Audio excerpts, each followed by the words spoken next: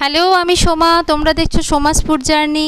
তো আজকে আমি একটা কারকোলের অন্যরকম রেসিপি শেয়ার করব। তো রোজকারের সবজি আমরা একই রকমভাবেই খাই, নয় ভাজা নয় চচ্চড়ি। তো মাঝে মাঝে সবজিগুলোকে একটু অন্যরকম করে রান্না করলে মন্দ লাগে না। তো ঠিক এই রকমই আমি আজকে কারকোলটা করেছি।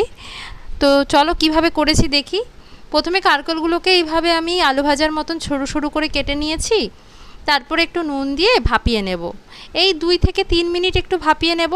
সেদ্ধ করা যাবে না, একটু ভাপিয়ে জলটা আমরা ছেঁকে ফেলে দেব। ভাপানো কারকোলগুলো জল ছেঁকে কিছুক্ষণ ঠান্ডা করে আমরা একটা বড় বোলের মধ্যে নিয়ে নেব। তো এরপর আমরা এর সাথে কিছু মশলা অ্যাড করব। পরিমাণ মতো নুন দিয়ে দেব। তারপরে দেব 1 চামচ হলুদ, 1 চামচ লঙ্কা গুঁড়ো, বড় 1 চামচ মতো পেঁয়াজ বাটা আর অল্প একটুখানি রসুন বাটা দিয়ে আমরা সমস্ত মশলাগুলো কারকোলের সাথে খুব ভালো করে মাখিয়ে নেব। মশলাটা মাখাতে মাখাতে বলি বন্ধুরা, তোমরা যদি এই রেসিপিটা পুরোটা দেখে থাকো, ইউটিউব থেকে দেখলে সাবস্ক্রাইব করে দিও, আর ফেসবুক থেকে দেখলে শেয়ার আর ফলো করে দিও।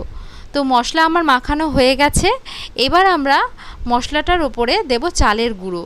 2 থেকে 3 চামচ, বড় চামচের 2 থেকে 3 চামচ চালের গুঁড়ো দিয়ে দেব। চালের গুঁড়োটা দিলে মচমচে হবে আর খেতেও কিন্তু দারুণ লাগবে। চালের গুঁড়োটা পুরো কারকোলের সাথে খুব ভালো করে মাখিয়ে নেব।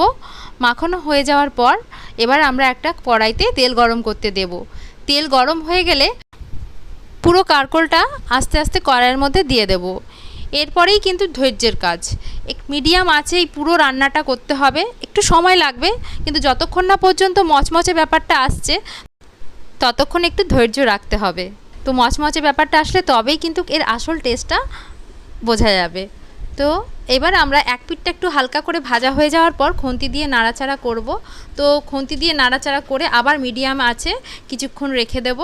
কিছুক্ষণ রেখে দেওয়ার পর আবার যখন এক পিঠটা ভাজা হয়ে যাবে আবার আরেক পিঠে খুন্তি দিয়ে নাড়াচাড়া করব। এইভাবে আমাকে পুরো রান্নাটা করে যেতে হবে। প্রায় 30-35 মিনিট ভাজার পর কারকোলের মধ্যে এরকম মচমচে ভাবটা এসেছে। দেখো কারকোল থেকে তেল ছেড়ে গেছে, কারকোলগুলো ভাজা হয়ে গেছে। তো গ্যাস বন্ধ করে দিয়েছি আমি।